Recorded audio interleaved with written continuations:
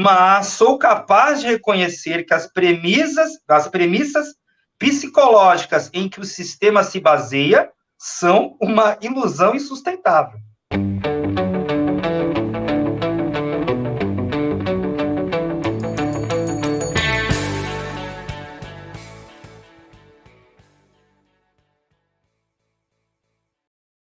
Saudações ensinantes, pessoa querida, tudo bom com você? Eu espero que sim.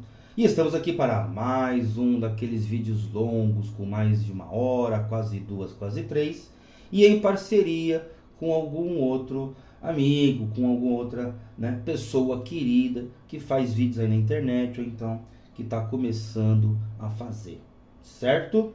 E o que é que você vai ver nesse vídeo, se é que você já não viu lá na capinha do vídeo, lá no seu aplicativo, no celular, na TV, no computador, etc.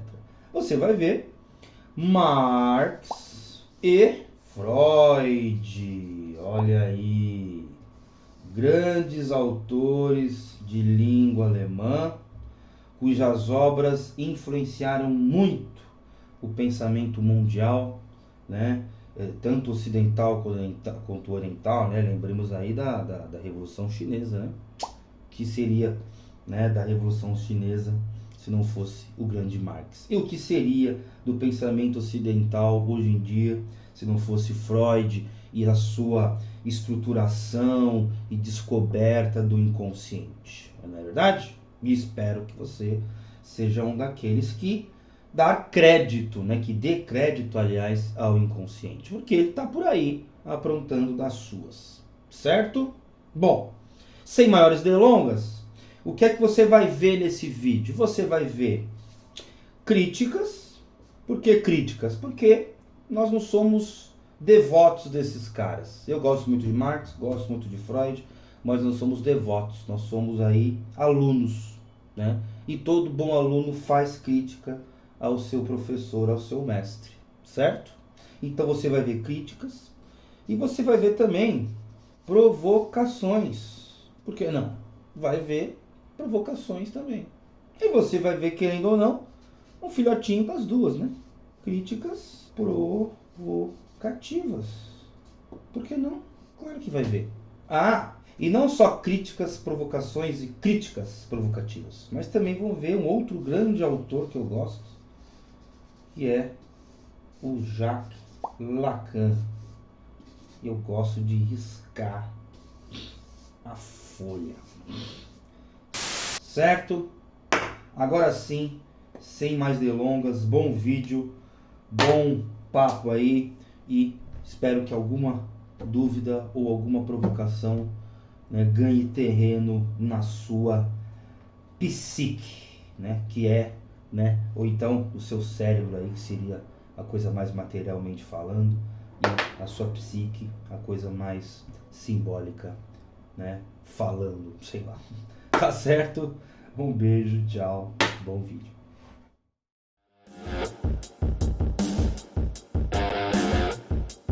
Opa! Alô, você que não tem mais coisa.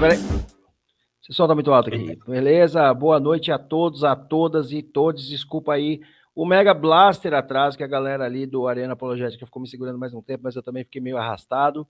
Eu tô aqui hoje com imenso e incomensurável prazer com o nosso querido Bruno, o nosso meu ensino. Agora a gente vai socializar esse ensino, o Diego tá pedindo aqui, tá? Para virar nosso ensino, tá? Você vai alterar lá até o fim da live. A Neipa falou aqui que só veio por sua causa aqui, viu? Falou aqui que só. Boa. Ó, vim só pelo Bruno, Glaucio, tá vendo? Alba Caroline falou, aí, agora começou. Aqui no YouTube. No YouTube é uma discussão para mim muito importante, porque, como diria o professor Tibúrcio, né, para quem é mais velho que 30 anos, é muito importante porque eu queria há bastante tempo gravar um conteúdo com uma galera mais ligada à questão da psicanálise, da psicologia, sobre a relação disso, especialmente com o materialismo histórico dialético, né?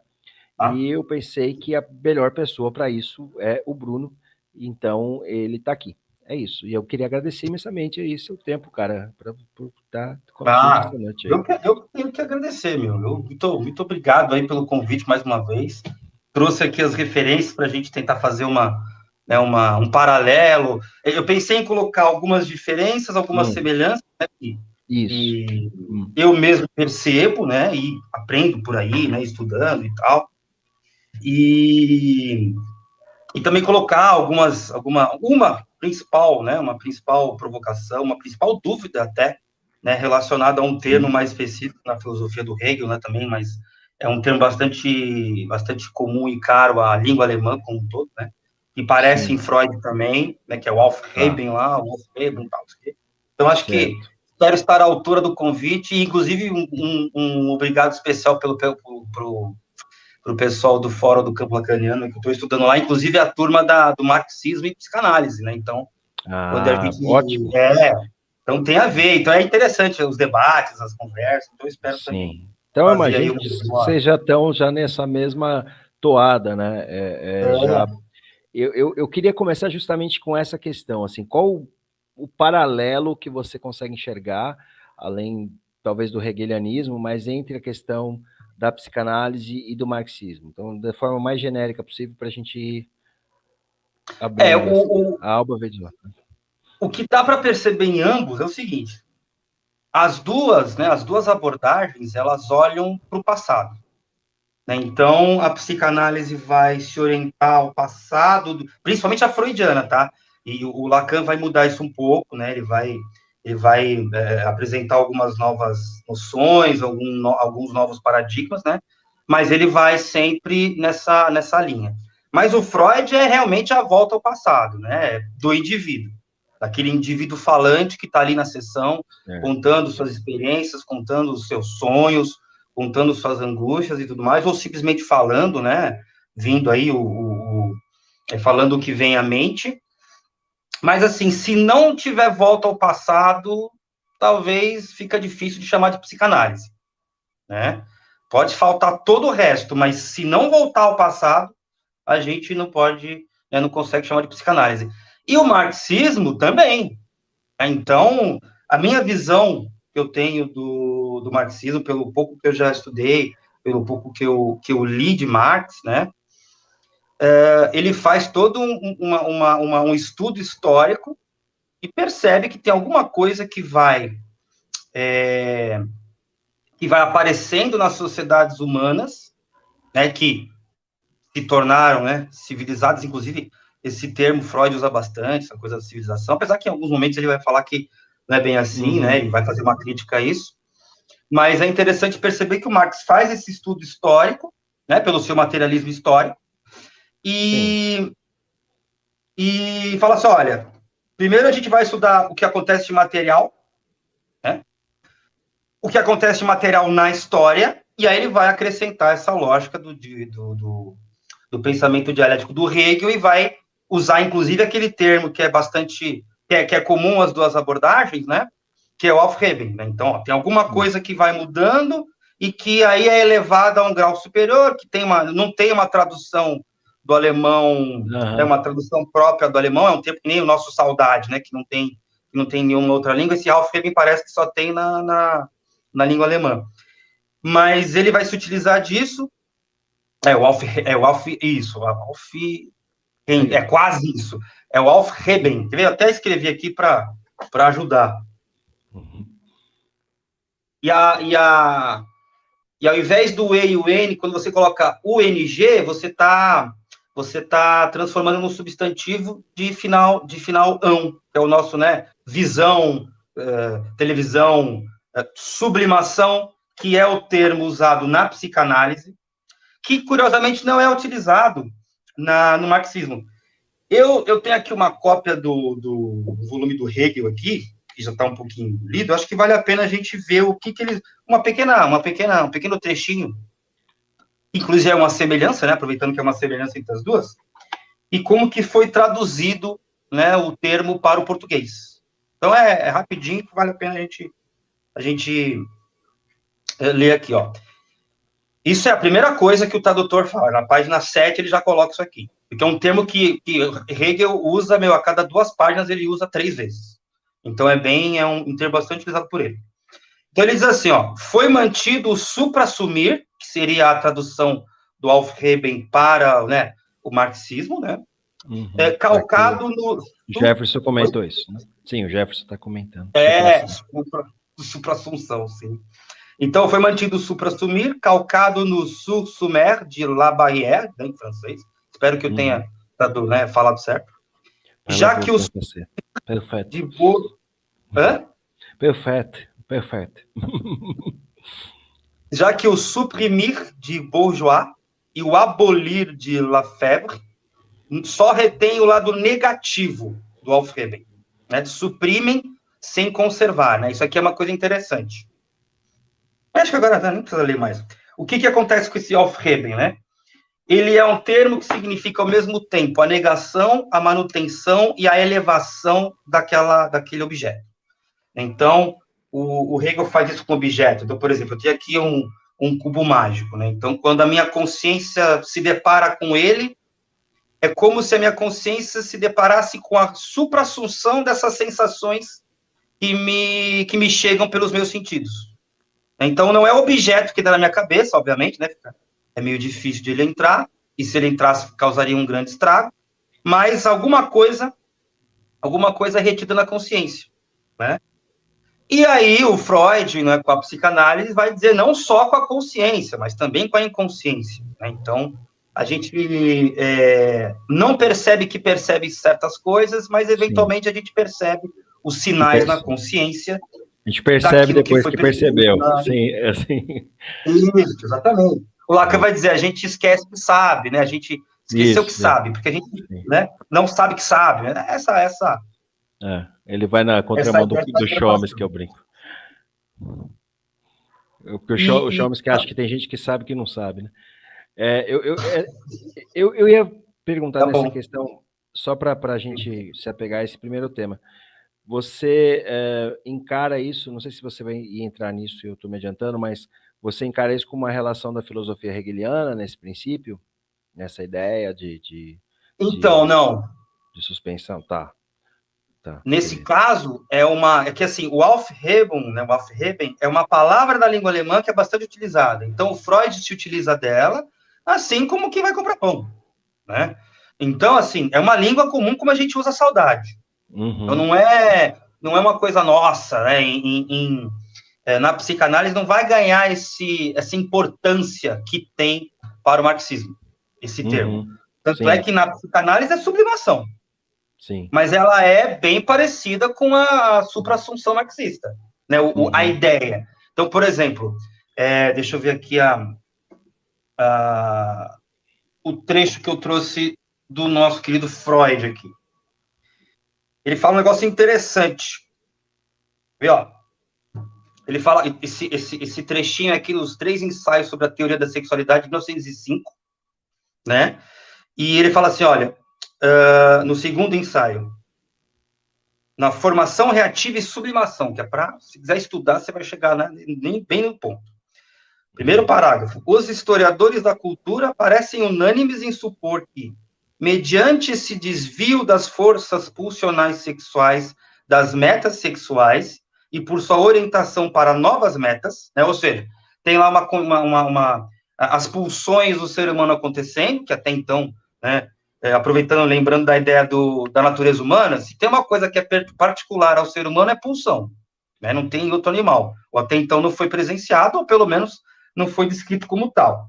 Mas essas pulsões agressivas, essas pulsões inconscientes e qualquer coisa que seja nesse sentido, elas podem sofrer um desvio, que é aí que vai, né, toda a estruturação das neuroses, da perversão, etc. Sim.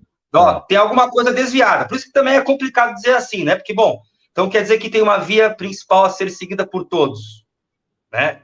É um questionamento atual, e já na época do Freud também era um questionamento, ou pelo menos ele tangencia questionamento.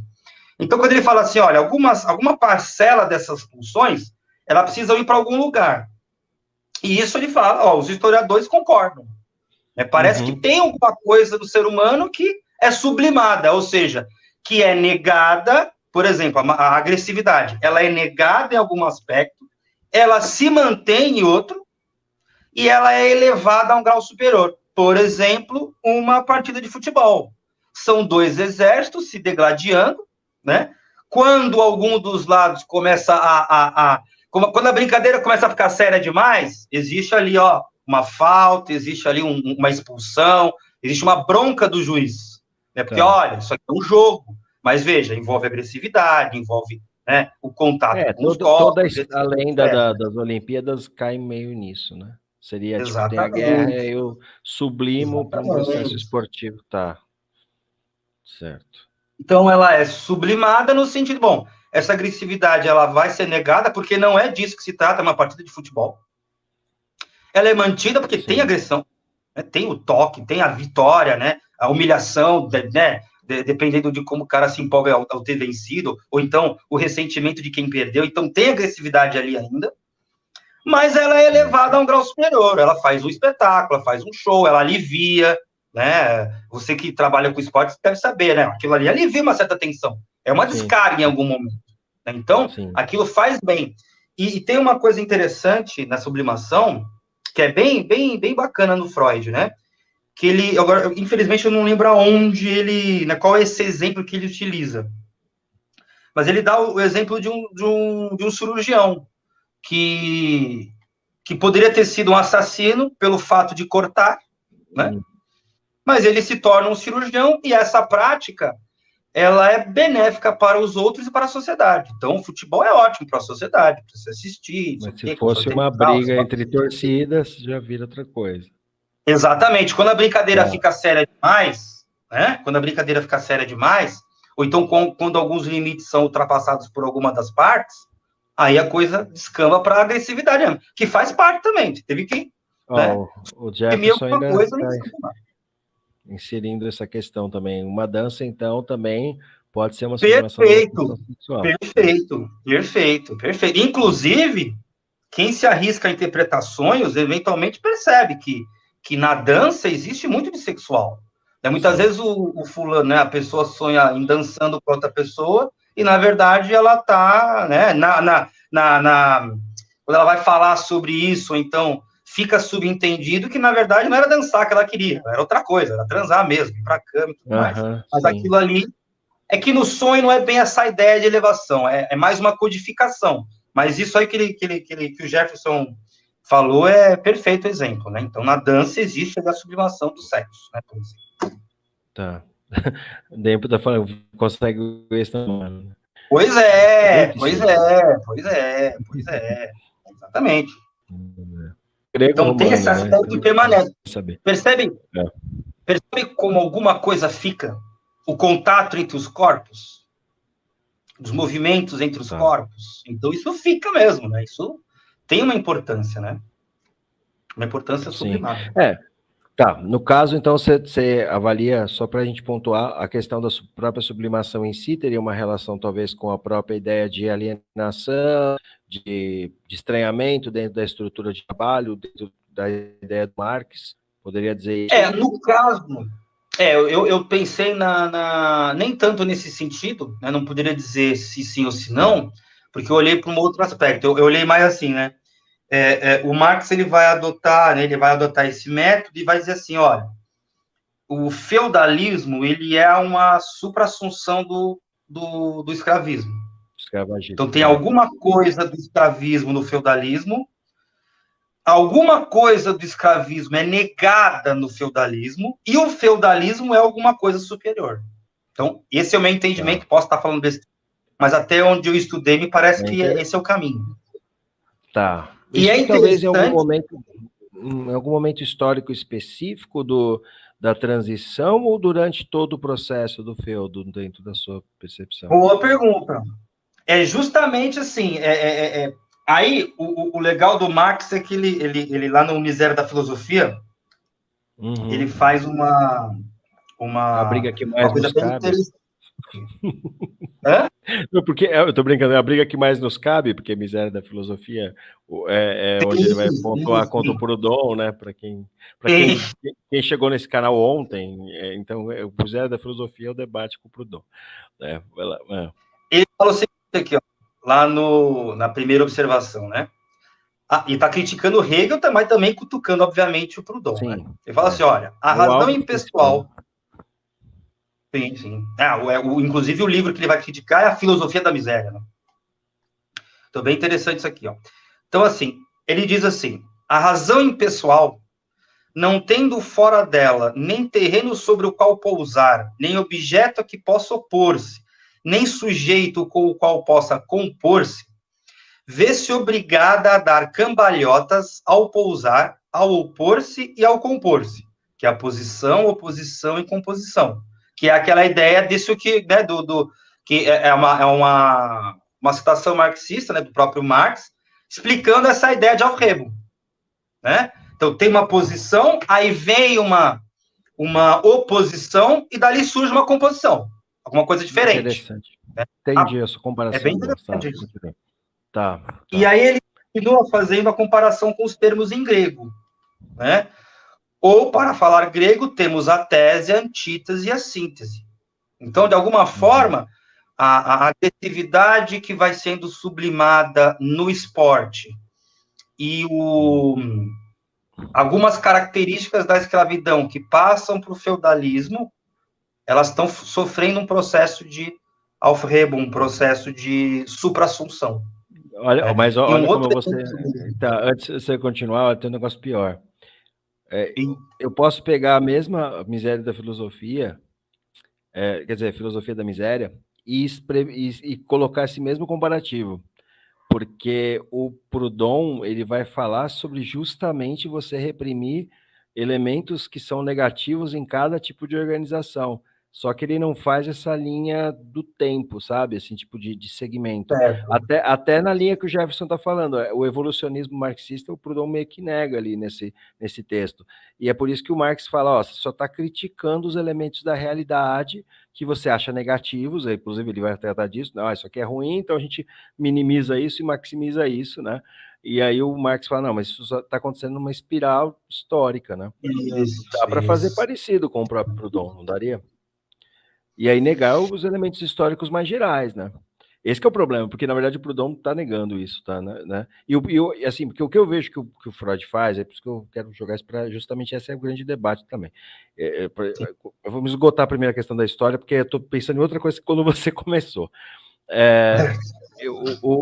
Uma coisa que eu vejo, o Freud ele tem uma história, mas essa história está meio que mecanizada, né? Esse que é o ponto de natureza humana, assim. Me dá a impressão que, isso em Freud, né? Que a história para ele, dos indivíduos, elas vão seguir mais ou menos a mesma ideia, os mesmos complexos entre o pai e a mãe, entre as questões de poder, o complexo de Electra, o complexo você vai ter os de Édipo, vão ser meio que obrigatórios a todos os seres humanos, não é? Tá. Exatamente, uma boa crítica essa. E aí, no caso, essa crítica é válida porque isso aí não é bem assim. Certo. Isso aí seria até, curiosamente, eu até trouxe isso como uma semelhança, mas seria uma análise mais aprofundada.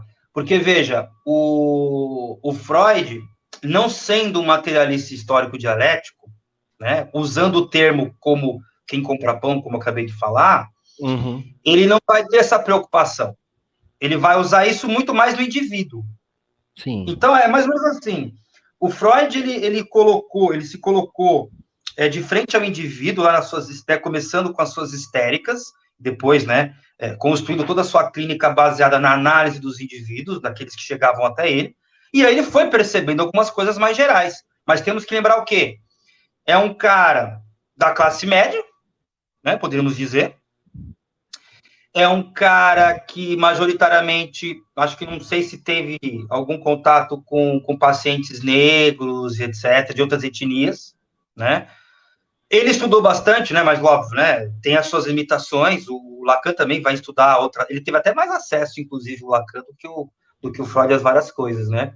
Mas, dentro do contexto do Freud, a gente percebe que é um contexto o quê? Patriarcal, vitoriano, heterossexual, branco. Então, tem todas essas questões. Então, em alguma dose, o Freud, até, por exemplo, poderíamos dizer que o Freud é uma espécie de tese, o Lacan traz alguma coisa de antítese, e alguma coisa vai surgir daí, que seria a síntese. Né? Cabe a nós fazer a síntese. Eu e os meus colegas, por exemplo, do Fórum do Campo Lacaniano. Né? Porque existe esse contraponto, alguma coisa é negada em Freud, que é mantida em Lacan, e aí vai saber o que vai acontecer depois. A gente não sabe.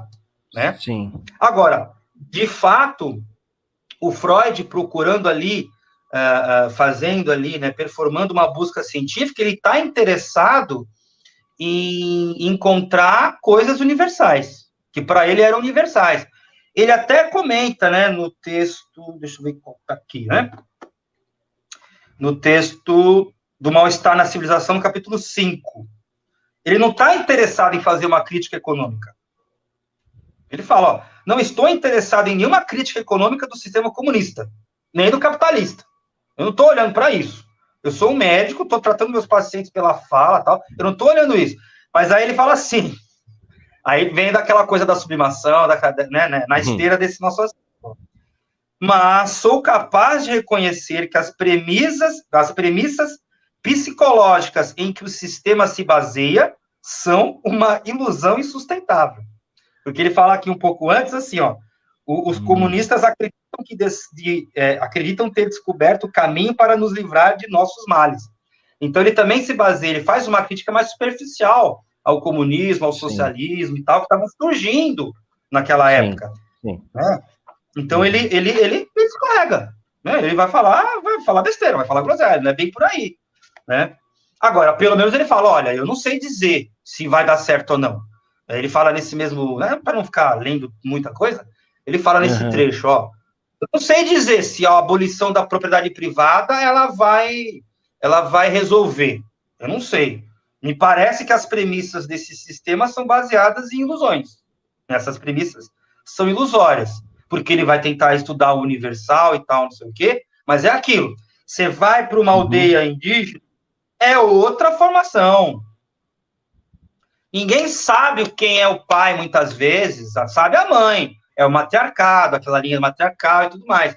Então, o Freud, ele vai se basear na sua experiência de clínica, vai se basear na história ocidental, né, ou ocidentalizada, vai usar o mito do Édipo, né, inclusive você comentou do Electra, né, quem tentou emplacar essa noção do complexo de Electra foi o Jung, né, que seria justamente o contrário.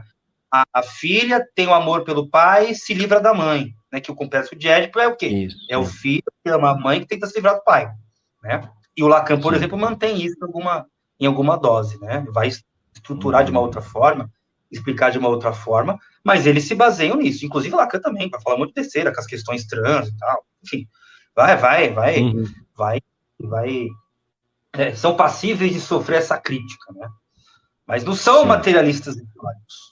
Essa é a questão. Eles não usam o Aufheben da mesma forma que o Marx. O Marx, inclusive, ele até traz, aí seria uma diferença, né, entre o marxismo e a psicanálise que eu percebo, é que a psicanálise é trágica. Ó, não tem jeito, o ser humano é isso. Tem que inventar um jogo, tem que inventar um ritual mais agressivo, tem que inventar uma dança para suprimir, para sublimar, para reprimir algumas coisas que ele tem de ruim. Porque ele é um animal como todos os outros. Ele está errado? Em alguma dose, não, né? Mas é uma visão crítica. É uma visão crítica e é uma visão trágica. É uma visão trágica. O ponto, eu acho que o pessoal está trazendo aqui, que eu vou pegar o que está se repetindo muito no chat aqui, é a questão e talvez caia nessa questão da tragicidade aí, imutável, humana, é a questão se é um aspecto científico, né?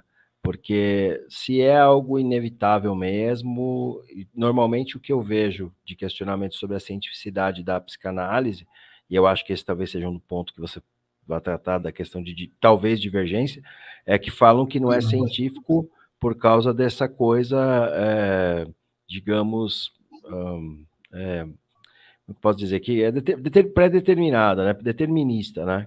Que aí o marxista, como você falou, até a transformação humana e tal. Então, muita gente está falando aqui que está sendo encarado como pseudociência, psicanálise e tal. Qual que é a sua visão dentro disso, assim? Olha, Eu a gente já falou acredito disso que uma vez na ambos outra os live, tá? métodos... Quem não assistiu, assista. Pois Sim. é, a gente já conversou bastante sobre isso, né? Mas é isso mesmo, não tem jeito. Essas coisas, elas, se não apenas se tangenciarem, se misturam, né? E é difícil de tirar uma coisa da outra. Mas veja, eu acho que a gente tem que entender o seguinte: a psicanálise tem uma coisa chamada transferência, que é um dos seus pilares. Então, temos a transferência, a pulsão, a repetição e... eu não lembro o terceiro, que até o Lacan vai trazer isso no seminário 11. Eu não lembro agora de cabeça qual é o quarto, né, qual é o quarto aspecto. Mas a transferência, ela é interessante porque a presença do analista tem um impacto. A psicanálise, ela não é sem transferência. E o que é a transferência? É eu enxergar, né, eu, paciente, enxergar no meu analista ou na minha analista uma pessoa confiável, sem perceber, uma pessoa que talvez saiba alguma coisa que eu não sei sobre mim. Então, ela vai trazer alguma coisa de novo que eu mesmo desconheço, ou eu suponho desconhecer, que essa é uma visão bastante lacaniana, né? É o sujeito suposto saber. Então, o analista é um sujeito que eu suponho saber algo sobre mim, que eu mesmo desconheço. Né? O Freud, a transferência para Freud, ela é mais abrangente. Então, a pessoa pode colocar o analista como sendo a reatualização do pai, né? A reatualização de certas cenas com o analista, e aí o analista tem que se colocar num lugar de não responder certa demanda, né? Eu recentemente tive um primeiro contato com uma jovem, né, uma nova paciente, que ela, no final da sessão, ela diz assim: mas você não vai falar nada? O que você quer que eu fale? Né? Então, essa demanda tem que tomar cuidado com essa demanda mas o que ela quer que eu fale? Eventualmente, o que eu posso falar pode romper aquilo, né? Então, é muito interessante de olhar que, o que eu quero dizer com isso, na verdade, né? É que o analista faz parte do seu objeto de análise, né? Ele faz parte daquilo, em alguma dose, claro, né? Ele não pode ir para a contra-transferência, mas ele tem que sustentar uma posição. Os lacanianos vão dizer que o psicanalista sustenta o inconsciente. A própria noção de inconsciente só vai acontecer na análise com a psicanalista que traz. É ele que sustenta, é ele que vai, tá, isso aqui tem um valor diferente do cotidiano, por exemplo. Você pode cometer um ato falho no bar, e aquilo pode ter um impacto muito grande, inclusive. A depender de quem eu ouvi e tal, e como é que foi. Mas aquilo na análise tem um valor diferente, né? Eu sinceramente, eu discordo um pouquinho. Eu acho que o inconsciente ele acontece na relação de qualquer duas pessoas, né? Mesmo você sozinho pode, de repente perceber algo que, né, não deveria ter percebido, ou então que queria muito tempo perceber. Então, o inconsciente eu vejo como uma função mesmo da nossa mente, por causa da linguagem, etc, etc. Então, eu não sou tão radical nesse sentido, né? Ou então tão extremista. Mas o interessante é que o observador, ele faz parte do experimento, se nós pudermos dizer. Então, tem análise que dá com esse analista, mas tem análise que não se dá com o outro, né? Porque o paciente não vai identificar a transferência. Tá. Agora, voltando a Marx, né? Nós fazemos parte da sociedade. Então, a gente também a gente está enviesado, de alguma forma, com esse objeto que a gente visa a estudar. Então, nesse aspecto, eu acredito que elas são, sim, científicas, pois tem um método, né? Então, podemos dizer que a psicanálise se baseia nos métodos científicos e tem experimentos, tem uma vasta coleção de artigos que vão dizer que ela tem resultados, sim, que os resultados são desse tipo e não daquele outro, etc, etc. E tem muita coisa que a gente aprende com o marxismo que é inegável, né? Nós temos que, pelo menos, aceitar que existe uma tensão entre classes, né? Entre o empresário, né, o empregador e o empregado. A gente tem que aceitar isso, porque, assim, quanto mais um ganha, mais o outro perde. É inegável isso. Sim. Não tem como. Em valores monetários, principalmente, que é o que nos interessa, quando um ganha, o outro perde. Ponto. Quando aumenta salário, o lucro diminui. Alguma coisa diminui. Né? Então, a gente tem que olhar... No caso, ele encara isso como... ele enquadra como problemática, assim, porque assim, no caso assim, o Freud chega a fazer um questionamento disso, ou o Lacan, ou algo na psicanálise, encara isso como um processo que vai internalizar dentro porque o que eu vejo que essa realização ela é meio que independente. Eu acho que essa construção, porque você tem as classes em tensão, mas elas ainda vão estar materializadas numa abordagem genérica de humano, mesmo que você tenha esses interesses conflitantes, isso vai usar a mesma abordagem para poder tratar os dois, ou não? Então, é que na ideia da psicanálise, acho que em parte sim, em alguma dose sim. Porque, voltando à ideia do Aufhebung lá, né? Em alguma dose, a psicanálise encara isso como uma verdade. Alguma coisa nova surge. Mas não que vá, por exemplo, um novo indivíduo. Acho que essa é a questão. Eu acho que o marxismo ele aposta num novo indivíduo, num homem socialista, né? E faz um certo sentido, porque, por exemplo, se você tem e outra coisa, né? Até um paralelo que a gente pode dizer, que a gente pode traçar entre a psicanálise e o marxismo. O Freud, analisando o indivíduo, chegou na família. E Freud, o complexo de Édipo, né? E é interessante que, nesse aspecto, simbolicamente falando, o patrão lá da empresa que você vai trabalhar, ele faz as vezes do pai. O padre na igreja faz as vezes do pai. Qual que é o outro exemplo que ele faz? O general faz as vezes do pai, né? Então,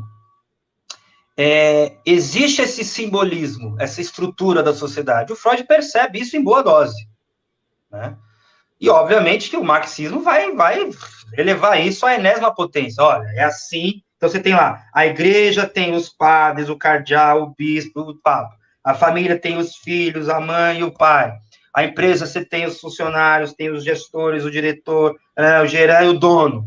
E o exército tem o soldado, tem o capitão, tem o cabo, sei lá o quê, o general, até o general de sei lá quantas estrelas. Então, essa estrutura piramidal, né, curiosamente piramidal, ela é percebida em ambas, né? Talvez até no o psicanalista, né? Nem todo mundo pegou a referência. Agora que você falou. Acho que o piramidal nem todo mundo pegou. Sim. Porque o capitalismo é um grande sistema pirâmide, né? Mas enfim. Bem reguladinho, porque senão dá merda. Né? Mas um regulado dá pau, porque uma hora, né, esgota mais. Então, em alguma dose, eles percebem isso, né? Só que Freud, né, a psicanálise para o indivíduo, que também não está interessado em fazer um novo homem, não, né? Como a gente leu aqui, fala, então, vocês comunistas aí... Esses são os pontos, exato, esse é um dos pontos, que aí eu acho que são as divergências mesmo, né? Que aí eu acho que já é o campo que seja... o primeiro, não só não tem um novo homem, como... E aí eu acho que cai no campo do chamado... digamos, ou então uma negação da historicidade, porque a história eu vejo sempre dos indivíduos. Esse é um dos pontos que até você já comentou. Indivíduo é o ponto que eu acho que cai no campo de divergência. Assim, primeiro que é a história do indivíduo, e segundo que essa história isso você também já falou, tende a ser uma história do indivíduo histórico específico que ele meio que naturaliza, né? Que é aquele ser humano, o patriarca, e eu acho que esses são os pontos que, para mim, eles são muito discrepantes, entende? Entre uma teoria e outra. E é esse que eu queria... Bom, do que você já está comentando, inclusive. Sim. Mas é interessante porque é isso mesmo, é uma limitação, né? Não tem como. O Marx, nesse aspecto, ele abrange muito mais, né? Ele vai perceber que, olha, a mercadoria, que é... o primeiro estudo que ele faz, né, a primeira análise que ele faz do Capital, ela perpassa escravismo, feudalismo, capitalismo, socialismo e, né, há certas interpretações que o comunismo é o fim, né, é o fim da mercadoria. E o secretário do partido faz às vezes do pai. Isso é um ótimo gancho, gancho para um trechinho que eu particularmente destaquei aqui na minha leitura e também quis trazer aqui, que é um trechinho da Psicologia de Grupos e Análise de Psicologia de Grupo e Análise do Eu, de 1921, onde o Freud fala assim, olha só que interessante, né? Nessa pegada aí de quem faz as vezes de quem. Ele fala isso. Se outro laço grupal tomar o lugar do religioso, e o socialista parece estar obtendo sucesso em conseguir isso, né? Haverá, então, a mesma intolerância para com os profanos que ocorreu na época das guerras de religião. E se diferenças entre opiniões científicas chegassem um dia a atingir uma significação semelhante para grupos, o mesmo resultado se repetiria mais uma vez com essa nova motivação.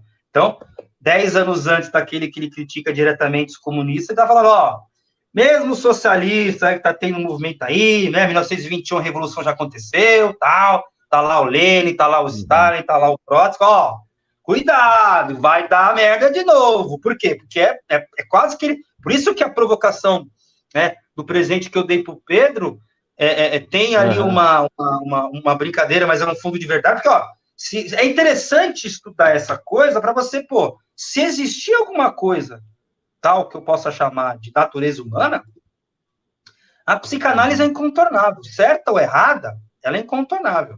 Né? Até para você errar melhor, talvez seja interessante estudar. Né? Que a gente as nossas divergências entre esses aspectos, nessas abordagens, mas é interessante porque realmente, né? Um exemplo que a gente pode perceber hoje em dia, que é justamente o bolsonarismo, né? A gente viu pessoas, né? Aí eu estou aqui sendo bastante freudiano, me guiando pelo fenômeno que aconteceu, né? Pelos fenômenos que aconteceram, né? Sim. Você teve gente batendo continência para pneu, você teve gente pendurada em caminhão, você teve gente quebrando tudo sem nenhum motivo, né? Assim, aquilo ali foi uma descarga, né? O 8 de janeiro. Hã? Não deu uma cortada. O que foi? Você falou? Não, eu tô brincando. Quebrar tudo eu já não sou tão problema. Mas, enfim, não, eu também. O problema é aquela coisa meio que... eu só vou quebrar. Sim. Eu tô brincando, sim, eu sei. Não, mas as pessoas a chegarem às vias de fato, né? Algumas pessoas, ó, tem alguns ali que alguma coisa diferente aconteceu. É uma doença? Não é uma doença. É um defeito? Também não. É uma conjunção de Então, mas é que tá. Por uma visão freudiana, essa conjunção, ela tem muito mais a ver, e aí eu acho que é o ponto do que um aspecto, que eu acho que é um dos outros pontos reforçando essa questão que eu acho que é diametralmente oposta, né? O pessoal está citando muito a questão do filosofia vermelha, né? Que é o Glauber, que ele faz uma relação entre os dois e tal, por isso que eu até quis reprovocar, porque eu sempre vi muita oposição entre as duas teorias mesmo.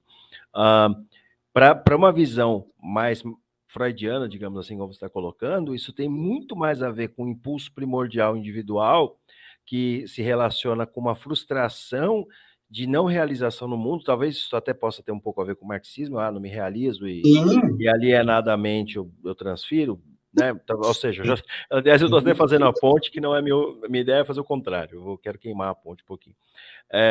Porque o que acontece? Eu vejo que, olha, eu individualmente não consegui me realizar, né? Eu não sou o rei, né? Eu até brinco, o meu personagem, o Reacildo, é muito baseado nisso, né? Tipo, eu não sou o rei do país, né? Eu deveria ser, porque eu brinco que essa é a direita raiz de verdade. Se você realmente quer ser a direita raiz, você tem que ser o rei Conan, virar o Odin, né? Destronar os titãs. Isso é ser direita, você tomar o poder absoluto para você. Aí sim. Vou tomar o poder pro outro, você já tá sendo beta, não é o rolê, né? Então, assim, esse aspecto, né? Esse aspecto para mim é muito freudiano isso. Olha, eu vou tomar o poder tal, não sei o quê. Pelo menos é a defesa que ele faz muito do que ele internaliza sobre o que todos os indivíduos estão colocando. Esse que é o ponto que eu sinto. E eu acho que dentro da visão do marxismo existe uma abrangência, pelo menos na construção desses indivíduos, que está interrelacionada com a exploração do trabalho, entende? Eu acho que é uma naturalização, como você colocou, natureza humana, uma naturalização biológica do poder do tal do macho alfa, numa visão, esse patriarca ele é quase natural para a questão da psicanálise, e para o marxismo não, existe várias formas dos homens e das mulheres se relacionar em vários lugares e Exatamente. Como que você entende essa visão? Você acha que é só uma limitação no aspecto da psicanálise ou você acha que há uma relação aí? Porque, por exemplo, pessoas como o próprio Glauber, eu não vi comentarem isso, entendeu? Simplesmente testa elogios assim. Pelo menos eu não vi, né, gente? Quem viu aí, comenta, por favor. Não, sim. Por isso que eu fiz questão de trazer diferenças, né? Porque é inegável que existem diferenças em algum momento, né? Elas têm certos paralelos, porque, veja, o que é interessante em Marx?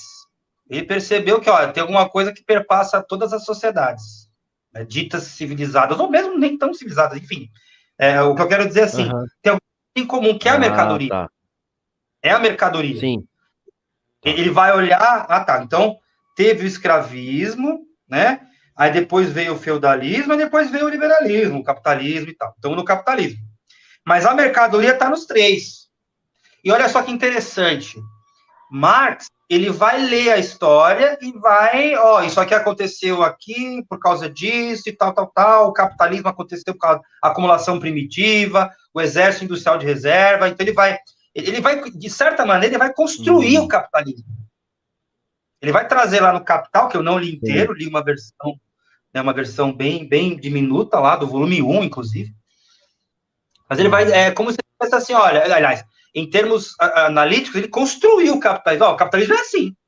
O liberal se assusta com a guerra, né? O liberal se assusta com os Estados Unidos, com 800 bases militares ao redor do mundo. Ele se assusta, ele acha aquilo um absurdo. Ele acha um absurdo o Estado a salvar um grande banco. Ele acha um absurdo isso. Ele não entendeu o capitalismo. Ele não entendeu como é que funciona. Marx entendeu. E aí, em algum momento dessa trajetória da mercadoria, nasce, né, surge um ser humano novo, lá pela sublimação, aquela coisa toda da supra-assunção, não sei o quê, e esse cara vai pro divã. Aí o Freud percebe, tem o complexo de Édipo. Tem a neurose obsessiva. Tem a melancolia. Não sei o quê. Então, a psicanálise, ela, de certa forma, ela é filha da mercadoria. Assim como o capitalismo. Assim como o feudalismo. Então, ela está dentro. Então, tem uma coisa maior, que é a história da sociedade, né? E que quando você vai analisando com um certo método, você fala assim, a mercadoria perpassa tudo isso aqui. Né? Por exemplo, uma coisa que é interessante, que também um outro erro que eu diria até que a psicanálise e o marxismo se encontram, né? É a noção de que o indivíduo antes... Se encontram num... Vou deixar isso claro. Não, desculpa, eu não entendi que cortou. Se encontram como? Sim, você falou assim, elas, num erro que elas se encontram num erro que você vai falar agora, isso. Eu também... Não num erro. O erro que eu digo seria o erro de uma leitura de outros métodos, né? A ideia, por exemplo, Ih, rapaz, me fugiu. Que a noção de que o indivíduo surge antes da sociedade. Certo. É uma noção totalmente falaciosa. Totalmente falaciosa. Sim. Primeiro vem a sociedade. Sim. Parece uma coisa bizarra que eu tô falando, né? Mas até a capa da nossa live é de um programa que eu participei com o ANCAP, um debate que eu fiz com o ANCAP, defendendo o socialismo e ele defendendo, obviamente, o anarcocapitalismo. E essa turma, por engano ou por tentar enganar, vão dizer que o indivíduo veio antes. Não, pelo contrário. O indivíduo se forma no coletivo. Sim. De certa forma, até o que o João Carvalho, né, o Ian Neves, o Gael Fato, lá, o Gustavo Gael Fato, essa turma aí que tá ganhando notoriedade ainda bem, vão dizer assim, olha, o indivíduo só vai florescer quando o individualismo acabar. Porque quando eu parar de me preocupar em bater no amiguinho, ganhar a vaga da amiguinha do Paraná, aí eu vou ser quem eu queria ser. aí, eventualmente, a gente pode até entrar na psicanálise e dizer, bom, mas o que você quer ser, né? Porque tem essa diferença na análise. Esse é o ponto da alienação, né? Que é o que eu falei, esse ponto que eu acho que talvez seja uma ponte, né? Reconstruindo, que seria o processo de eu conseguir me realizar no mundo, que é o que o Marx vai colocar como alienação, e o processo onde o Freud fala, eu não consigo, então eu sublimo em sonhos e tal. Eu até lembrei agora uma frase, você falou assim, o Bakunin falava, né? A burguesia fala que meu direito vai até onde o seu começa, né? A minha liberdade vai até onde o seu começa. Ele fala, não, a minha liberdade, ela se amplia ao infinito ao somar-se a do outro, né? E aí ele estava invertendo essa lógica, porque essa individualização é o que reforça os princípios do capital como um todo, né? É que, na verdade, você já de cara já meio que colocou o que eu tenho de receios com relação à psicanálise, que o pessoal também colocou. É esse princípio mesmo, histórico, objetivo, que você pontuou plenamente, e que você já tem consciência, e que, assim, às vezes me preocupa, e aí eu quero avançar o diálogo nessa linha, me preocupa justamente porque se esse método em si, mesmo consciente dele, talvez não possa contaminar um processo de análise dos pacientes ou das pacientes, e também se isso por si só também não traz aquela linha também da antropologia, que eu também acho que também entra em contradição com o marxismo, porque a antropologia também procura aspectos na humanidade como uma natureza humana, né, vou dizer dessa forma, se você não vê se esse método também pode ser problemático. É isso que eu queria entender de você. Se você acha que, por ter tido esta origem, digamos assim, classe média, patriarcal, né, como você pontuou, se isso também não seria um método que poderia ter um problema ao ser aplicado em qualquer tipo de ambiente, né? O Mauro pediu um link aqui, desculpa, Mauro, do quê? Qual o link? O link da conversa anterior? Deixa mais claro. Tá, não, mas não sei se eu consegui ser claro, assim, se você acha que o método poderia ser contaminado pela questão de classe, resumidamente. O método, não. Porque se você seguir o método, você vai chegar mais ou menos no mesmo lugar que qualquer outro psicanalista chegar. Agora, é interessante... isso aqui é uma coisa muito interessante. É uma particularidade da psicanálise, eu não sei se a gente abordou da outra vez, né? Talvez sim, eu não vou me lembrar, não me recordo agora. A psicanálise, eu não a vejo como uma ciência, não estou tão preocupado em saber se ela é uma ciência, eu sinceramente não estou, mas eu sei que ela é científica, ela tem um método, ela tem um método, e esse método a ser seguido, né, de uma forma correta, coloca o analista no divã, com outro analista.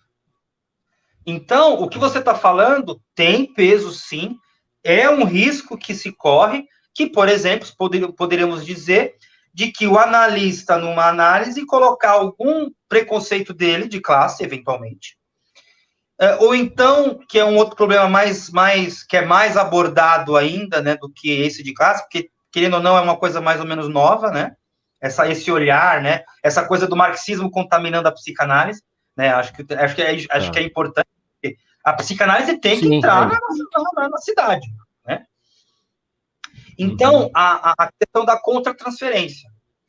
Então, se o analista perceber que está tratando um paciente de uma forma diferente, né, se ele, sei lá, ele é mais permissivo com atrasos, ele cobra um pouco menos, ou sei lá, alguma coisa nesse sentido, quando ele começa a perceber uma diferença, opa, peraí, tem alguma coisa aí relacionada ao sujeito do analista, né? Então, a psicanálise é a única abordagem, a única terapia que faz, que tem como premissa indispensável o divã do próprio analista. O analista fazendo análise, né? Você se forma no divã. Você se forma, se autoriza a ser psicanalista na sua análise, no seu divã, né? Então, isso é uma particularidade muito interessante. Se você levar isso a sério, fazer direitinho, esse problema de você, eventualmente, fazer a contratransferência, sofrer, sei lá, né, se vê influenciado por ela, diminui assim drasticamente. Se você perceber assim, opa, alguma coisa você faz, você para de atender essa pessoa, então você vai pro divã e vai ver o que é aquilo, né? E então esse problema da contra-transferência é tranquilo, isso é uma coisa que a gente presta bastante atenção.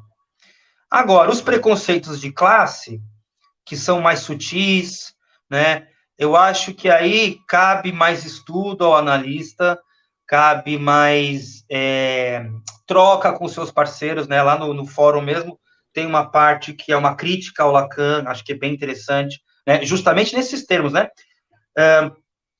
Será que esse sujeito é tão universal assim? Né? Que esse sujeito humano é tão universalizante, é tão universal assim? Será que o Édipo, por exemplo, já não acontece em todas as sociedades? Sim. A sociedade matriarcal não é por aí. Não é nesse, não tem essa presença do pai, se está ali, não é tão importante assim. É mais um cara, não sei, né, uma pessoa lá que, não sei, enfim, depende da sociedade. Sim. Né? Mas é interessante que esse risco a gente corre, sim. A gente corre, sim. O que eu acho interessante é porque a citação até que você fez, ela mete, né, a situação, né? Essa preocupação que eu estou apontando, ele tinha a oposta, né? Que é a questão de demonizar os não socialistas, né? Numa estrutura, demonizar até meio que literalmente, ele vai usar a expressão aí, né? Eu não digo demonizar, porque também como eu sou um pouco freudiano, eu gosto, né? Eu passo pano para ele alguma dose. Eu acho que ele não demonizou, pelo menos nesse trecho. Ele fala assim: olha, cuidado. Ele fala do socialista demonizar o não socialista. Ah, tá, esse fenômeno, né? Ele fala assim, né? Ele dá esse alerta. Né, falou, daqui a pouco eles vão fazer a mesma coisa que a Inquisição, meio que isso que ele... Isso, exatamente. E é interessante porque eu estou falando de acontecer, de você pegar a tese dele, quer dizer, de certa forma, eu também estou meio que fazendo a mesma coisa com ele, né? Não, é interessante. Em certo nível, né? Porque eu estou falando, não, esse cara aí da classe média alta, quem é ele para dizer aqui para a classe operária como é que ela tem que sentir sua alma aí no rolê, né? É meio que isso que eu estou dizendo, de certa forma, indiretamente, né? Então, se você parar para pensar, eu faço, isso é uma análise minha. Eu acho que tanto Freud quanto Lacan, veja, Lacan, ele dissolveu duas escolas. Ele estava numa escola chamada IPA, aí ele foi excomungado, né, que ele começou Não, ele saiu, ele foi expulso da escola. Sim. Ele foi expulso. Ele foi impedido de analisar quem estava analisando, né? Então, assim, ele foi expulso mesmo. Teve um racha ali que pessoas seguiram com a IPA, né? Que é a International Psychoanalysis Association, uma coisa assim, se não me engano é esse o termo, é essa a sigla. Ele foi expulso dessa escola, ele fundou a sua escola, ele dissolveu a primeira escola por causa de fenômenos assim. Sim. Aí ele fez a segunda e dissolveu de novo. O Freud não chegou a dissolver a escola, mas, ele vai, por exemplo, falar no Totem Tabu que o sentimento de culpa que a gente tem, ele, em parte, aí também é uma escorregada meio filogenética, o Freud também, né? A antropologia estava ali. Essa, para mim, é a maior. Ele dá uma escorregada, né? Mas limitações do velhinho lá. E aí ele vai... Para quem não sabe do Totem Tabu, nem todo mundo lê Freud aqui, ó. Quem não sabe, Totem Tabu é uma história... Explica rapidinho, resuminho. Eu falo muito rápido, ele mata os pais, os filhos matam o pai e o devoram. Isso, mas olha só que interessante. O resumo de um minuto. Ele coloca uma coisa, ou pelo menos, né, nem lembro, faz muito tempo que eu li esse livro, não lembro se sou eu ali criando alguma coisa em cima, mas assim, a noção de culpa, ela surge porque a gente, né, os machos beta mataram, assassinaram o macho alfa, mantiveram aquele lugar, puseram um totem ali. Não é uma pessoa que ocupa aquele lugar. Por quê? Vai acontecer de novo. Ué, se eu ocupar o lugar que eu acabei de assassinar o antigo ocupante, vão me matar também. Então vamos fazer um acordo aqui, ó. Ninguém vai se colocar ali como chefe de todo mundo e tal. Então, eu acho que tem uma pegada meio, né, ó, vamos criar uma hierarquia, Deus, uma né? coisa anarquista, talvez, né? Meu Não sei Deus. o que. Não vamos colocar ninguém nesse lugar, apesar que, bom, pelo menos a gente coloca ali de uma forma de um símbolo, né? Mas cuidado, é um símbolo, não é para ser alguém realmente, né? Então eu acho que o Freud, querendo ou não, ele causa né, ele desperta essa atenção. Eles expulsaram o profeta do óbvio. Ixi, o que aconteceu? Parece que, não, você só viu um comentário que parece que expulsaram o profeta do óbvio, do grupo do Discord? Ou é do grupo do Discord? Vocês estão com o grupo do Discord também ou não? Da Guarda Negra. No WhatsApp, então, né? Então, não, tem um grupo do Discord também.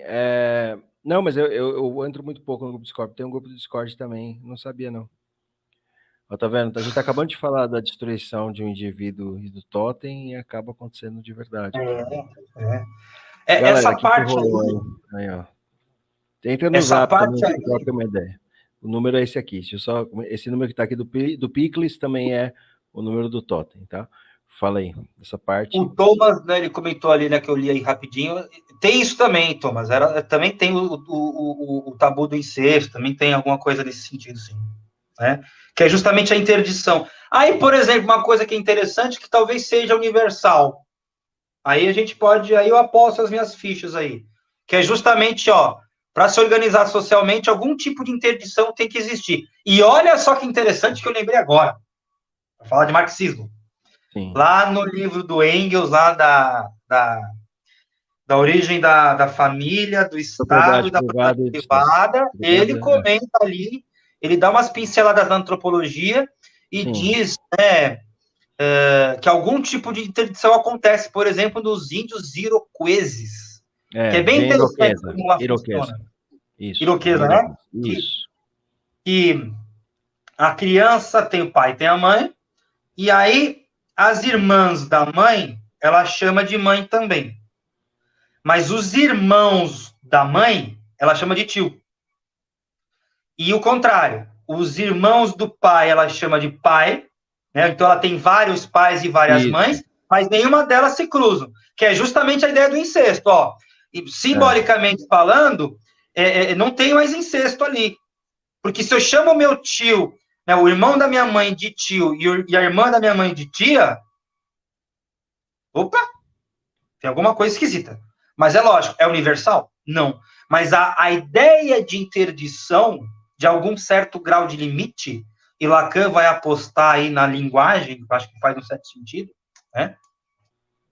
Vai existir, para você se organizar socialmente. Tem o Levi-Strauss, ele faz uma construção em cima dessa afirmação do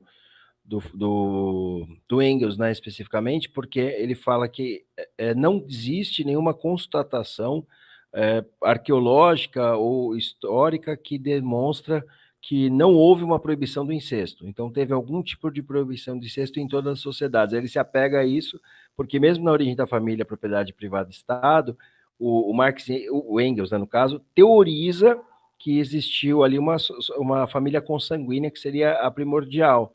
Só que essa teorização é com base numa especulação que meio que se torna verdadeira. Só que aí o Levi-Strauss tem a sacada de falar, não, peraí, você está falando que talvez, mas a gente não sabe. E a partir daí ele faz uma construção também que caminha meio que por esse lado, né? Do que você está falando da proibição do incesto, que o pessoal está falando aí. Toda a construção do texto dele vai tentar criar, do trabalho dele, a questão de uma estrutura, né, que ele tenta encontrar dessa natureza humana, como você, parafraseando você. As estruturas de parentesco, né?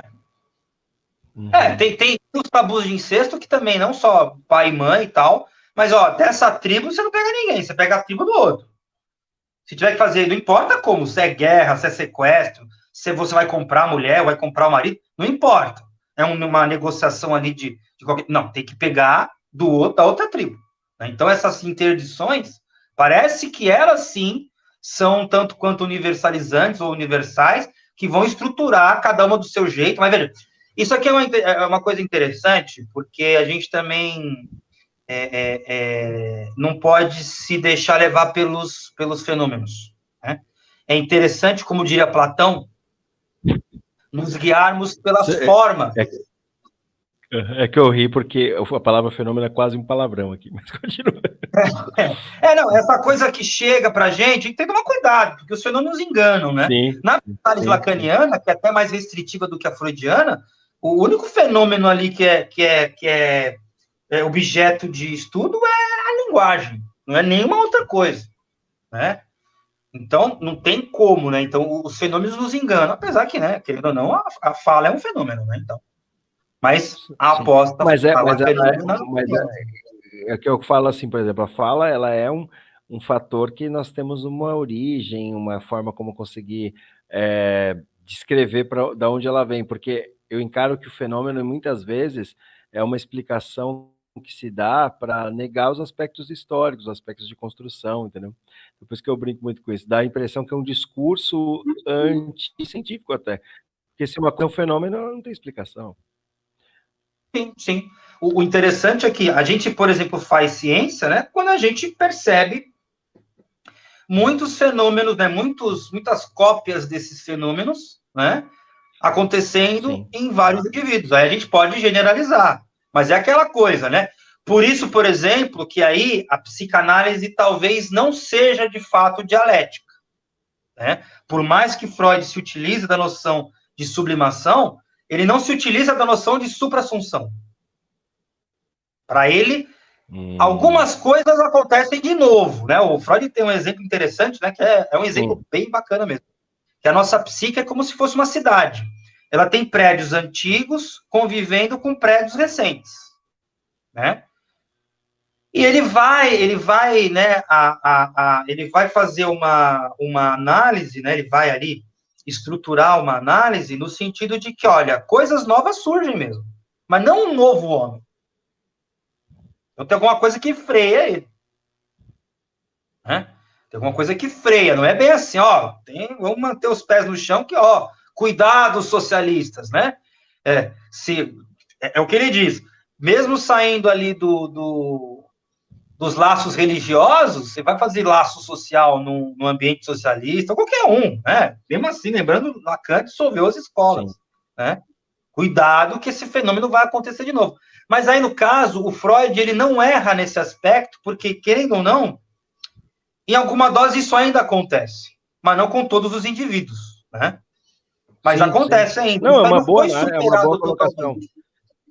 Sim, não, enquanto o grupo, que é o que o próprio, a gente está falando de um problema objetivo aqui, está acontecendo o Profeta do Óbvio reclamar do grupo do Discord, é meio que isso, eu não sei o que aconteceu, por exemplo, né, que é um grupo voltado para o... Entendeu? É o reflexo real.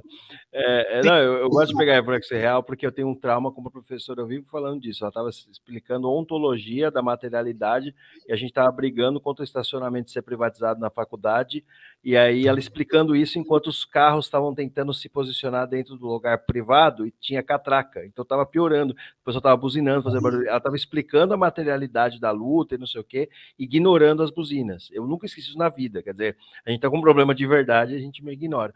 Então, assim, é isso que eu estou falando por uma referência de um histórico pessoal, sabe, terapêutico, agora, do meu inconsciente, quando eu não consigo ficar tranquilo ao ver um bagulho desse, porque eu também tenho meu próprio trauma pessoal nesse aspecto aí.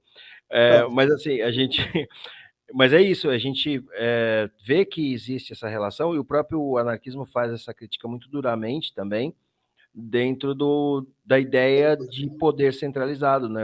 Se você verticalizar de novo, você tem uma mesma estrutura que a burguesia já está fazendo. Não que a resposta seja simples também, né? É bom dizer, porque o anarquismo vai construir essa resposta, que o anarquismo até dá essa resposta ao longo do tempo, mas ela demora para aparecer ali. E ela aparece comitantemente com a Revolução Russa, só que a Revolução Russa vai pelos bolcheviques majoritariamente, né? Mas aí a gente também tem esse problema, aconteceu mesmo isso, a gente tem todo um debate quanto à questão do Trotsky e do Stalin, justamente, então, assim, realmente o Freud aponta um fator que faz sentido mesmo, né? Faz bastante sentido. Mas aí é interessante o seguinte, eu acho que nem a psicanálise nem o marxismo entendem muito bem essa questão, porque aí é uma questão mais política. Porque aí você instrumentaliza essa coisa e aí você vence o debate, né? Você vence aí a disputa, né? Nem precisa ter debate, a depender. Se você tiver o fuzil, não precisa ter disputa, né? Não tem precisa ter debate, mas vai ter uma disputa, aconteceu uma disputa. Então, talvez não seja uma questão individual, nem uma questão dessa classe com aquela outra ou daquele grupo com aquele outro. É mais uma questão política, é um pouco, talvez, superior, e transcenda ambas, né? Sim. Ou então esteja até, não transcenda, mas esteja ali acima delas, né? Ou pelo menos pressionando. Porque, até aproveitando a ideia de Aufheben, lá,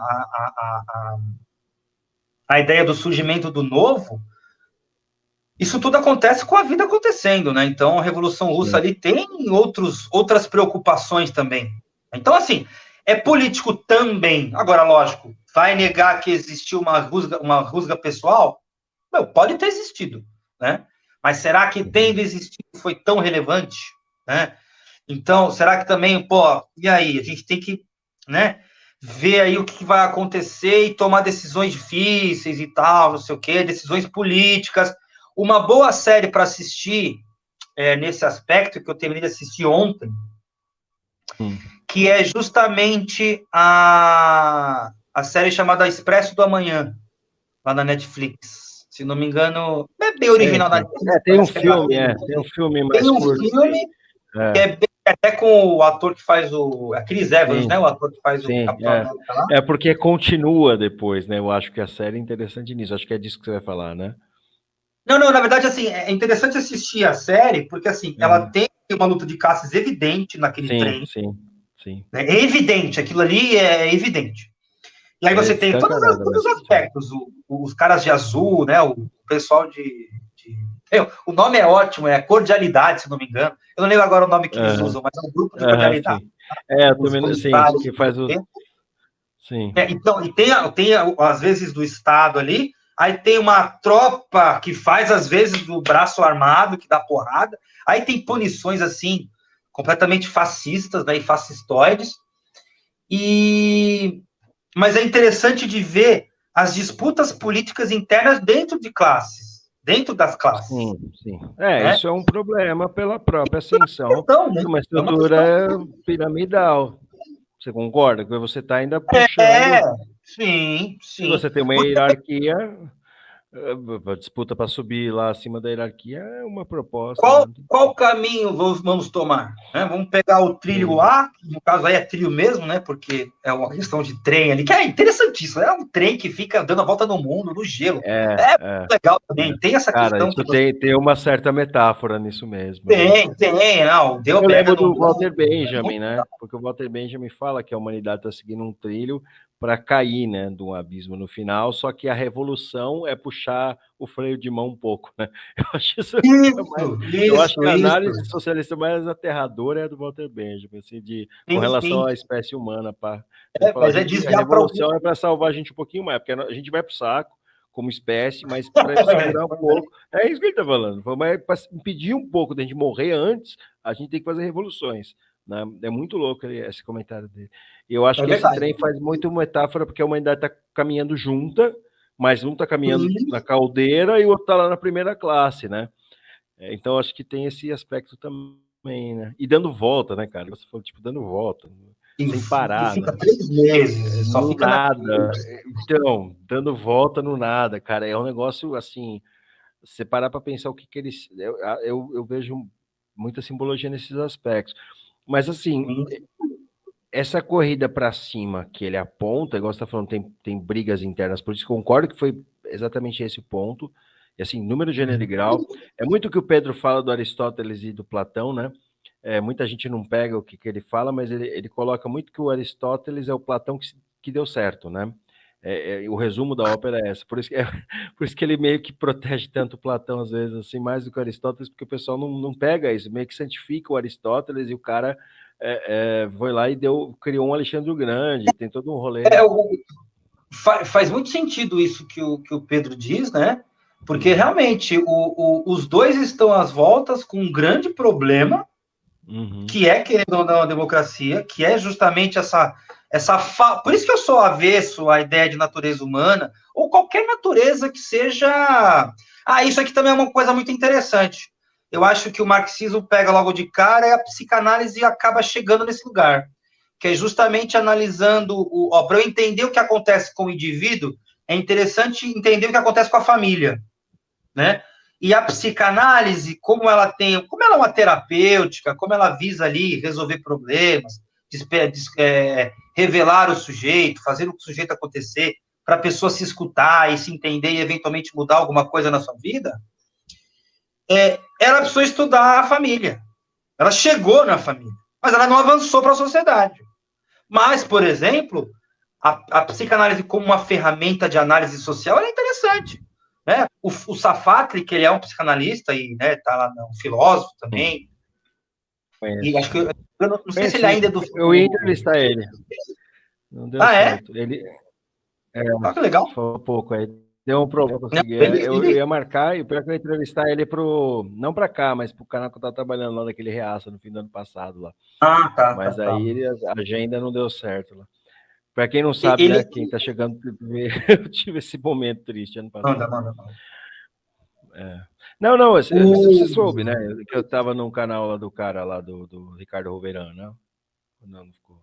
Eu acho que você comentou alguma coisa. Que era um canal que o cara depois, né, bastante... ganhou notoriedade e tal. Né? Um cara de extrema direita lá, que ele queria fazer contrapontos, né, e tal, e aí eu tentei levar eu entrei em contato com o pessoal do PCO, e olha só, o cara tinha todo um contato da galera de direita, obviamente, né, esse canal foi tirado do ar, porque no começo de janeiro ele defendeu o golpe de Estado do Bolsonaro, antes do golpe acontecer, e depois que aconteceu, ele começou a fazer defesas com relação à urna eletrônica, que se eu repito, alguém corta o pedaço aqui e fala que eu que falei, ou o algoritmo, não sei ainda, mas o que acontece é isso, e aí a gente ia chamar o Safatli, eu estava tentando debater com relação à questão da psicanálise, mas eu acho que, não sei, estou prevendo, acho que talvez que você vai falar, mas fala aí, para ver se eu pensei. A frase que ele falou uma vez, que eu achei muito interessante, foi que a família é um núcleo formador de neuroses. Sim. Essa família nuclear, papai, mamãe e filhos, sim, isso mesmo. Né? Sim. Ela que forma as neuroses. O Engels é bastante pontual sobre isso com relação à formação da... Ele fala que o adultério o adultério e a prostituição só existem porque existe casamento, né? Então, assim, é bem claro. Assim. E sabe o que é interessante? Você lembra da palavra que caracteriza a pessoa pela qual um dos cônjuges está traindo o outro? Qual é o nome da palavra? Lembra dessa? Palavra? Não peguei. Não é o amante? Tá. Assim, é o que ama, né? Sim, é o que ama. Né? É ele que ama. Sim. O amor romântico surge, curiosamente, como quase como uma negação do casamento. Foi. Se você parar para pensar, né? Se você parar para pensar, brincando com a palavra, tá? Também isso aqui não é uma tese de doutorado, né? Mas brincando com a palavra, analisando a palavra, aquele que ama é o cara que não tá, né? O cara ou a mulher que tá fora do casamento. É o amante. Marido é outra coisa. Esposa é outra coisa. Não necessariamente ama. Né? Até a ideia era objetivamente uma questão de manter contrato, patrimônio. Né? Sim. Até hoje mas menos, né? Mas a relação... Menos. Mas ainda está isso aí. A origem é essa, é daí que o Engels coloca, a origem da família, propriedade privada do Estado. É muito legal isso. Tem uma outra, eu até vou trazer depois, eu estou para conversar, tem uma anarquista feminista trans aí que eu estou querendo trazer para o canal aqui, eu vou ver um horário com ela, porque ela vai trazer a abordagem de outra antropóloga, né, que vai criar outra ideia sobre a origem do patriarcado ali nas regiões ali. Mas aí foi outro ponto. Mas eu acho que esse ponto também vai na nossa conversa.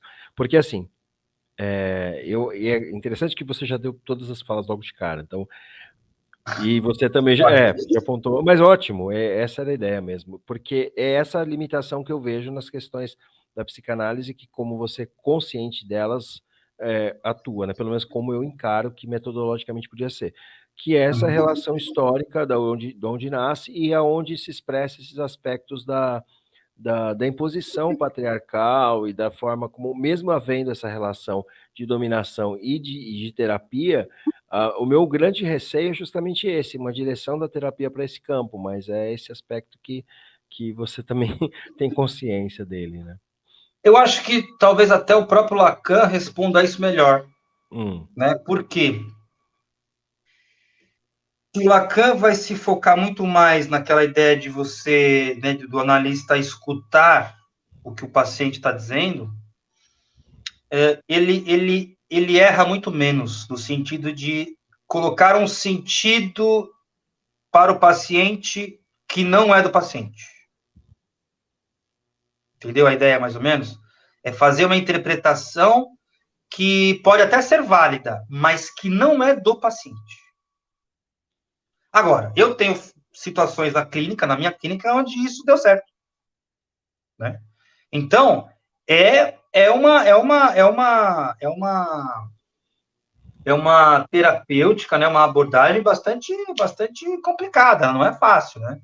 Ela é muito responsável, ela tem que ser, né, o analista tem que ser bastante responsável, porque você pode falar coisas ali que vão realmente mudar, né, uma vida ali, então, não é uma coisa, por isso que eu acho tão interessante essa ideia de que, bom, é o analista, uma ideia lacaniana, é o analista que se autoriza a ser analista, não é um diploma, não é um corpo diretivo, que é justamente o que ele combateu ali, né, o que ele enfrentou, melhor dizendo, né? No caso, eles combateram o Lacan quando expulsaram ele, né? Era justamente essa ideia de o que forma um analista, que tem analista de data, aí esse analista pode analisar, pode dizer que o outro, que o analisante ali pode se tornar um analista. Então, assim, toda essa hierarquização, ele vai contra isso, né? Sim. Uma outra coisa que é justamente que aí, no caso, da psicanálise freudiana também, né? Não é exclusivo de Lacan, é do analista se formar no divã. Né? É dele ali também fazer a sua análise, né? O cardiologista não precisa fazer exame do coração. O psiquiatra não precisa fazer exame do cérebro. O dentista pode passar a vida inteira sem uma cárie, sem um problema. Agora, o analista não. Ele primeiro passa por análise, né? Teoricamente ali, e aí ele, pelo menos em paralelo, e aí, não, agora, não, eu vou encarar isso do outro lado. Legal. Eu vou encarar, né, essa prática agora do outro lado para ver. E também, né, eu conheço pessoas muito queridas que, olha, não é para mim. Eu prefiro deitar no divã. Já tá ótimo. Eu não preciso estar atrás do divã, né? Então, não se autorizou. Isso é muito legal, né? Mostra aí uma maturidade da pessoa e tal. Então, não é uma obrigação, né? Então, assim, é uma autorização que a pessoa mesma se autoriza, né?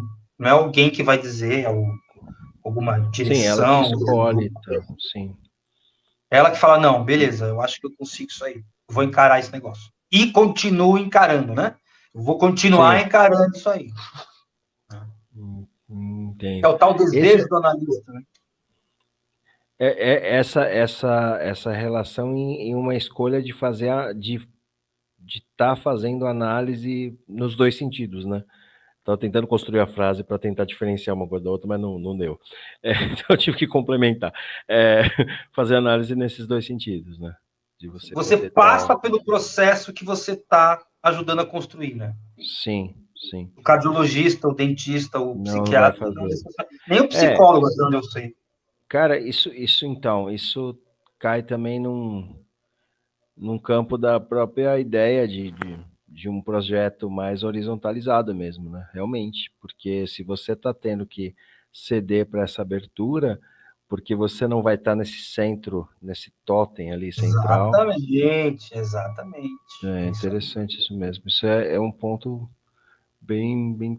Eu fico intrigado agora, outro ponto paradoxal, né? Queimando pontos de novo agora. A ideia de ciência é muito cara, assim, para a ideia do Marx em si, né? Tipo, não é uma epistemologia geral, né? Meio Paul Farabi, né? Tipo, do anarquismo epistemológico, que eu pego de tudo. Não, é ciência, e a ciência ela tem uma superioridade na análise. Sendo a psicanálise dentro de uma ideia, se a psicanálise não for tida como uma ciência, ou até como pseudociência, como é para algumas pessoas, você não vê um distanciamento assim gigante entre esses dois aspectos, e até talvez uma negação, até uma negação que pode ser até ideológica, de algum marxista colocar, olha, isso aqui é ideologia pura, né, como um aspecto de mera infuncionabilidade, porque não é científico. Como que você encara desse jeito? Isso é interessante porque eu vejo que, né, como eu disse, né, eu, particularmente, Bruno, não estou tão preocupado assim em dizer que a psicanálise é ou não uma ciência. Só que, e primeiro, né, o que é ciência? Já começa por aí a pergunta. O autor X vai dizer Y, vai dizer A, e o autor Y vai dizer B. Qual que eu pego? Né? Por que Platão, né, resgatando aí o Platão para lembrar lá do Pedro, que sempre fala sobre, né? Por que ele vai escrever tanta coisa além de salvar o Sócrates para dizer, ó, Sócrates não era sofista, ele era um filósofo. Filósofos e sofistas são diferentes, né? São e a democracia diferentes, não são coisas diferentes, né? Agora, por que é que o Platão vai se preocupar com isso? Porque, olha, eu não sei, porque como é que pode estar frio para mim, calor para o Glaucio? Tem que estar ou calor ou frio, para os dois. Não cabe na cabeça do Platão. Não, porque a gente está longe do outro, mas... Sim, tudo bem. Vai ser no mesmo ambiente. Casaco, sim, tô brincando, sim. Não, sim. E como que pode estar frio e calor ao mesmo tempo, no mesmo ambiente? Então tem alguma coisa, ele está buscando ali um porto seguro, de certa forma. Aí ele vai apostar nas formas, no mundo das formas, né? Lembrando que a palavra ideia, né, tem a ver com a palavra ideia nossa tem a ver com ideia do grego e tal, que é forma. Isso é muito interessante. A matemática vai pelo menos, né, tangenciar isso, se não realmente se debruçar na ideia. Até o Tech Gödel vai provar lá que a matemática é indecidível, inconsistente, incompleta. Né? Mas aí é outro papo. É outro programa. Cara, não, isso não é disso. Vamos fazer. Essa a gente tem que fazer. É muito interessante. Você tem que marcar com 3 dias, sim, 3 dias de antecedência. Essa é bem legal. Perfeita junto contigo. Você vai ver. Essa análise é muito legal. E por isso que ele está preocupado com isso. Né? E ele vai apostar nos mundos das formas. O Aristóteles, pelo pouco que eu conheço, e infelizmente eu confesso aqui que eu ainda não li ele diretamente, mas pelo que eu já ouvi falar, pelo que eu já assisti de apresentações e tal, ele vai cunhar lá o seu princípio da não contradição também para tentar resolver esse problema. Não deu certo. Não deu certo, justamente porque existe alguma coisa da contingência. O Aristóteles vai se deparar com... O pessoal usa isso para religião, sim.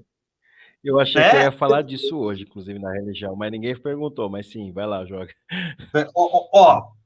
Por exemplo, aconteceu com a gente. Vai ter live com o Bruno e com o Glaucio quarta-noite? Essa frase é verdadeira ou falsa? Não sei. Porque ela depende de condições que ainda não estão postas. Sim. Como é que eu faço isso? Como é que eu analiso esse tipo de coisa? A dialética em alguma dose, não, é porque o processo é circular, é uma espiral, né, circular. Ela é um circular ascendente que ela vai mudando e tal. Até o próprio Safado... né? O Safado vale a pena escrever isso aqui. Porque daí escrever não, né? Colocar num esquema. Ele vai fazer isso aqui, ó. É isso aqui. Isso mesmo. Tem um desenho do Marx, assim. Sim. Ela vai, sei lá, filma, PT, pô, legal pra caralho, opa, golpe. Aí cai, Bolsonaro, Temer, agora pode ser que com o Lula, não sei, mas se for no capitalismo, pá. E quando você cai, se não for uma hecatombe nuclear, um apocalipse zumbi, ou então um gelo que vai transformar, né, a Terra num petit gâteau, continua nessa espiral. Continua nessa espiral. Sim. Né? Então, essa forma dialética vai resolver em alguma dose, né, essa questão, vai fazer uma outra análise, mas aí não é princípio da contradição, né, vai depender aí de alguns aspectos. E o que eu estava falando mesmo que eu comecei a falar? Não, você está colocando, ciência, por causa da questão da ciência, né? Isso, lembrei. Porque ela é cara ao marxismo como essência. Né? É aquela coisa, nós podemos ter aquele argumento retórico, dizendo assim, bom, olha, segundo o autor X, a psicanálise é a ciência. Tá. Se a gente chegou nesse ponto de tanto a psicanálise ser ciência como o marxismo ser ciência, eu sou obrigado a olhar por outros olhos, né? Olhar esses dois negócios com outros olhos. Aí a conversa, politicamente falando, ganha um outro grau, atinge um outro nível. Porque, ó, Marx está no Capital lá, na versão que eu tenho, que está emprestada, inclusive. Mas, olha, as crises do capitalismo são cíclicas. Isso é notório. Desde o Descartes, lá com as tulipas, né, 1600 e tralalá, a cada 10 anos, 12 anos é crise. Ele volta, sim. Se isso vem de uma ciência, como é que eu faço para refutar? Como é que eu faço para desver isso? Mas aí, no caso, aí é tranquilo, porque o Marx vai colocar que isso é ciência. A minha questão é como que você estabelece esse paralelo com a questão do que o marxismo encararia como ideológico na psicanálise. Não, seria mais ou menos, se eu entendi a sua pergunta, seria realmente um problema mais político mesmo. Né? Até para determinação, né? De falar o que é ciência. Foi o que a gente falou na outra live. Eu, por exemplo, eu conversei com um liberal utilitarista, tal, que me parece bastante civilizado, inclusive, né, para brincar aí porque os liberais de hoje em dia são, né, a gente sabe que é antessala do fascismo, aquela coisa toda. Ele vai falar isso. Oi? O Mises fala isso, né? Ele meio que elogia, né? Que ele fala, ele fala, pelo menos salvaram a civilização. Não, é um negócio ali. O Pedro tem. Lendo o trecho, é inegável que o cara defende. Fala, ó, o Pedro faz assim, ó, passando um pano pro fascismo, que pelo menos salvou alguns valores da cultura europeia, sei lá o quê. Sim, a propriedade privada. Sim. Né? Pelo menos salvou isso aí. Ele vai dizer assim, olha, mas o pensamento historicizado é um erro. Porra. Porque isso é tão caro, né? Voltando ao início da nossa live. Isso é caro à psicanálise e isso é caro ao marxismo. O marxismo é materialismo histórico. Tem que ter história ali. Né? Não aconteceu. O capitalismo não começou em sei lá, aí depende do autor, né? Depende do corte, mas não começou em 1500, 1600, ele vem de um processo, né? Sim. A propriedade privada, a mercadoria, algum tipo de Estado. O David Graeber vai colocar como desde o início, né? Até balançou o Humberto, né? O Humberto Matos falou para mim, poxa, o David Graeber está me tornando bem confuso em apoiar realmente o marxismo e mais ao anarquismo. O pessoal, vários amigos aqui de outros canais anarquistas, os caras falam, pô, o Humberto nem para chamar de volta para você discutir isso de novo, né? Porque o Graeber ele coloca esse aspecto do mercado, do comércio, como a base para a construção dos primeiros estados. E aí já coloca uma rediscussão sobre o que é capital, entende? Porque se o mercado surgiu como o princípio de começar a vender pessoas, e aí o Estado para garantir isso, então o capital é meio que uma expansão disso, né? Que é o Graeber, aquele livro gigantesco lá sobre tudo que eles escreveram, né? Tem quase 1000 páginas, vai falar disso. Mas então, isso eu acho que esse é um campo de convergência que, para mim, é a grande discussão, né? Que até o soldado estava perguntando qual que é a visão que eu tenho disso. Eu vejo que a psicanálise, ela traz isso muito voltada para os períodos do indivíduo, e eu até entendo a relação da alienação, desse processo de ruptura. Acho que esse é o ponto que eu consigo ver de convergência. Mas eu tenho muito receio com Cara, tem, acho que a Marie Claire também, tinham outras autoras, uma galera que falava de objetos, por exemplo, da carteira representar poder, de não sei o quê, sabe? Uma naturalização de elementos que para mim são bastante, Hum, entende? E é hum, essa linha que para mim, pelo menos eu particularmente tenho preocupação, que é por tá, isso que eu tá. meio que emanei esse debate todo aqui, para falar, não, mano, chamar o Bruno, que é disso que eu queria falar. Tem coisa que eu vejo que elas são tão pontuais, é, é, que eu, assim, mas ao longo da história você já apontou, tá entendendo? Ao longo da nossa conversa da 1h30 aqui, acho que isso ficou bem claro, assim, nos primeiros minutos. Né? Para quem não ficou claro, para mim, acho que ficou bem claro. Esses pontos, eu acho eles um problema para quando a gente está numa linha de luta socialista de crítica da estrutura do capital em si, assim, o abandono e a naturalização de símbolos que eles são históricos, porque, na verdade, é a negação justamente da história. E é uma coisa que eu estou vendo que a psicanálise não está querendo fazer. Ela está querendo estudar a história dos indivíduos lá dentro do mundo, só que aí, quando começa a tornar tão individualista, me parece soar que aí acaba ignorando uma história mais ampla, uma história mais coletiva, e naturalizando certos fatores. Isso desde a ideia do Freud, né? Por exemplo, o Totem Tabu, a gente não tem essa análise desse jeito. O patriarcado não começou assim, pelo que a gente viu historicamente, entende? Isso ele deu uma ideia, entendeu? Nesses pontos. Sim, sim, sim. Mas assim, foi chato porque você de cara já falou isso, entendeu? Mas tudo bem que você deu uma explicação longa e precisa. Mas vai lá, você. Tem que contextualizar, não tem jeito. A psicanálise, ela até o próprio marxismo, né? Ué, por que vai surgir isso em algum momento? Ué, porque as condições estão ali. Se não fosse Marx, era outro. Sim, sim, sim. Foi porque caiu no colo dele, com certeza, com certeza. O cara interessado começou a estudar, né? É O interessante lá Freud também caiu no o Freud. O Freud, Freud também caiu no colo do Freud, caiu no colo, sim, claro, isso foi porque foram eles, se tivesse, tinha sido outros ou outras. O Freud, ele traz, cara, ele leu muito para fazer o que ele fez. Além da clínica, ele estudou bastante. O Lacan também, Marx nem se fala. Então, agora, por exemplo, o Lacan vai trazer a linguística, o Freud tinha uma linguística muito incipiente ali, se é que tinha, a antropologia também, né? Então, a gente tem que entender essas limitações e, bom, realmente, contextualizando o autor no seu contexto histórico, ele foi além do que muitos outros foram, né? E aí, ele vai fazer aí o que ele conseguiu fazer. Escorregou em alguns momentos? Claro que sim. Assim como Lacan. E Marx também. Sim. Não conheço tanto a biografia dele, mas, também escorregou. Não, se pegar para a biografia do Marx, aí sim que ferra. Mas pela teoria até que tem coisas mais... Bom, Bruno, é esse ponto, cara. É esse ponto da conversa que eu queria pontuar contigo mesmo. Acho que é válido para uma aula para a galera que chegar, que a gente tem 1h35.